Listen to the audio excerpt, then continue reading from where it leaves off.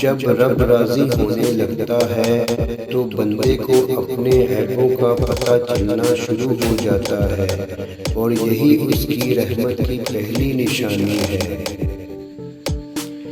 انسان کو اپنے اوپر غرور و تکبر نہیں کرنا چاہیے، کیونکہ اللہ تعالیٰ کی لاٹھی بڑی بے آواز ہے، اور جب اس کی پکڑ ہوتی ہے تو انسان تباہ و برباد ہو جاتا ہے۔ برسوں سنوارتے رہے ہم کردار اپنا، مگر کچھ لوگ صرف اپنی صورت ہی سنوار کر بازی لے گئے۔ خاموشی سے جب بھر جاؤ گے تو تھوڑا چیخ لینا، ورنہ مر جاؤ گے۔ حسن ہی لے ڈوبا تھا فقط یوسف کو، بھلا پیغمبر بھی کبھی بازاروں میں بکا کرتے ہیں۔ جب قید کیا تھا تو پر کیوں کاٹے میرے، یقین نہیں تھا کیا تمہیں اپنی زنجیروں پہ۔ ہمیں بہت زیادہ علم کے مقابلے میں تھوڑے سے ادب کی زیادہ ضرورت ہے۔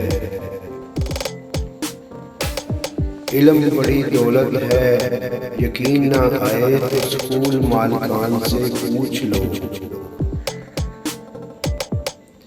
اگر بے عیب چاہو تو فرشتوں سے نباہ کر لو، میں تو آدم کی نشانی ہوں، مجھے انسان ہی رہنے دو۔